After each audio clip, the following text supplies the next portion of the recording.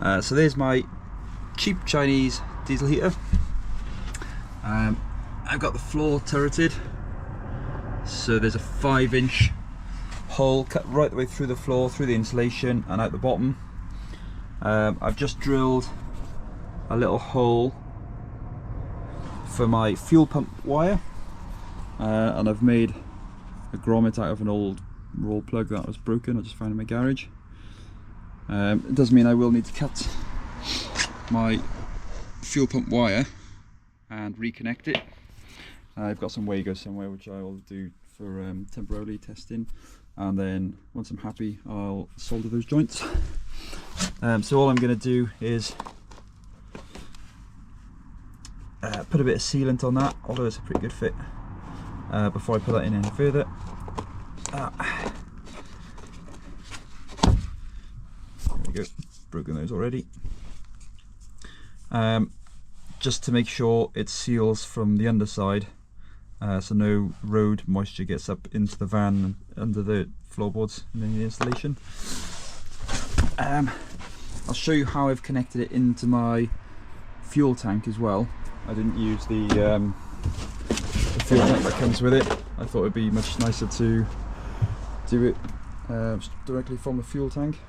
So I'll show you how I've done that, because that's quite different to what I've seen a lot of people do as well, and in my opinion it's much better.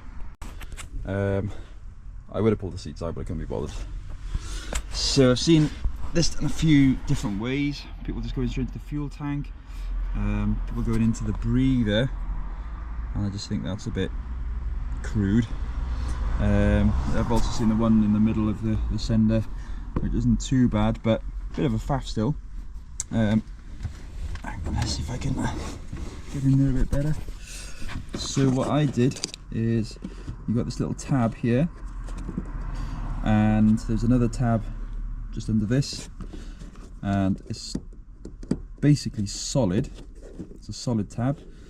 I drilled a 5mm hole into it, tapped it out to 6mm, to M6, and then just wound the metal rod, or screwed it in, and I pulled it tight on the O-ring, and it's nice, neat, out of the way, really easy to do, and yeah, I can't see any problems with that.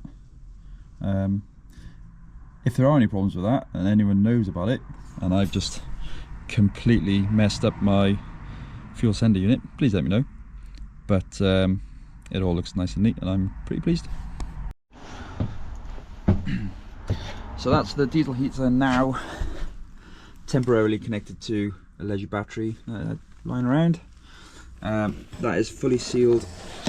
Hang on a sec. Yep, another temporary connection, don't worry about that. Sealed from the outside elements.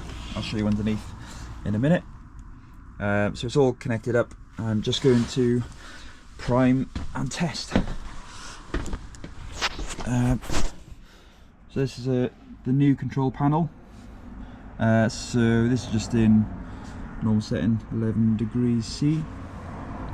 To get into prime mode, we press the setting and down, and that gives us 20 seconds. I put it up to 120 seconds. It's got quite a long fuel run from the fuel tank at the front, underneath the seats, all the way along and into the bottom of the diesel heater. So I'll just set that going. You can hear the fuel pump clicking away. I might invest in a silent one, but anyway, let's see where the fuel is.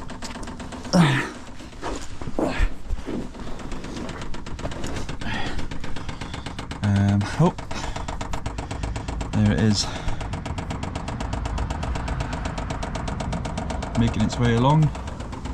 You can see I just used the OEM clips, snuck it on the underside of those so it can't fall out. It's quite nice, neat solution. Just about to go into the filter. There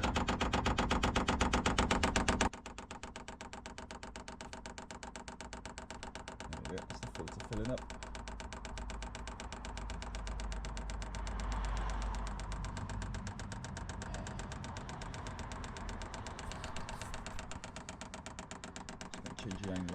so I could fill it up a bit.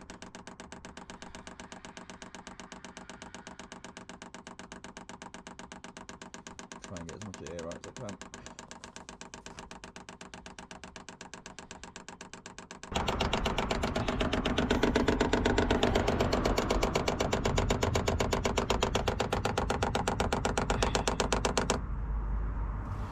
Right, well that's done its time.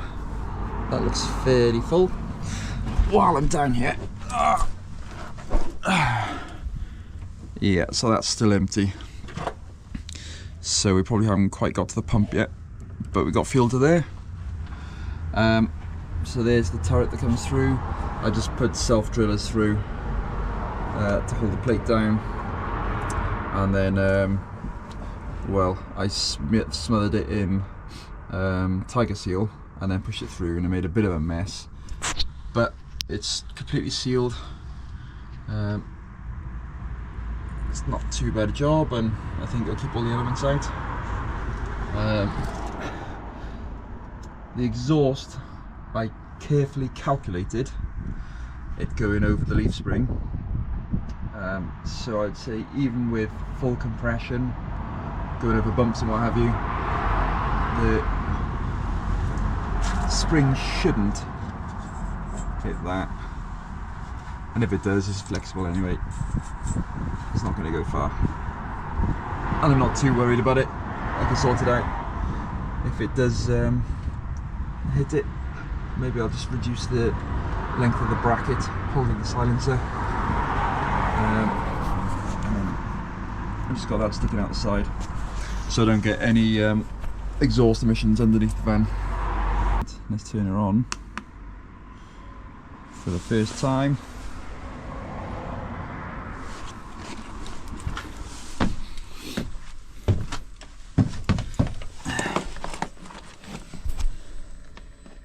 I've got wind blowing out. I would imagine wind sucking in. I hope it's got enough juice to run this thing for a night or two. That sounds good.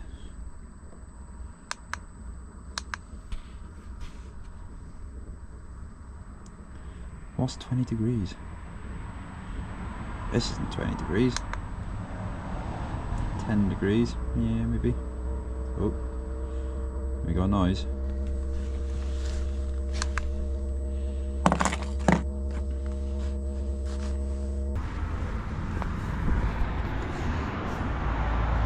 That's the exhaust. Luckily, kicking out the smoke out the side and then blowing it straight back underneath.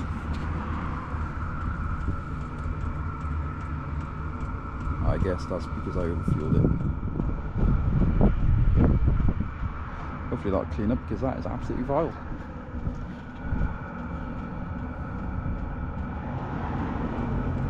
Blowing underneath, fantastic.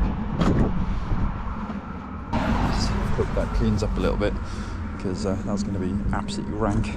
Interesting to know how loud it is inside the van.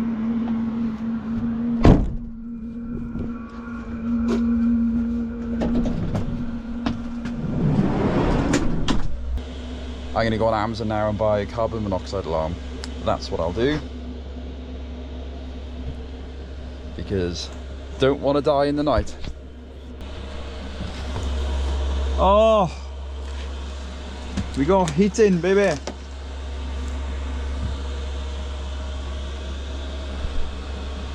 A quick walkthrough of the van that I'm currently building. So it's a Peugeot Boxer. Pretty standard. Got the 2 seats for the kids. They swivel as well, so we can make use of them whenever. I've got the garage there for the bikes, double bed on top for me and the wife, and probably the kids as well. I've got a nice little idea here where I'm going to vertically mount 2 beds, and they're basically going to store upright and then fold down, so the seat folds completely flat, and then one bed will go just above that, and then a second bed will come down and lay sort of around about this height, creating bunk beds. I think the boys will like that, but no doubt they'll end up in the double bed with us. We'll see how that goes. Still quite smoky in here. If I don't post this video, it is because I've died from exhaust gas.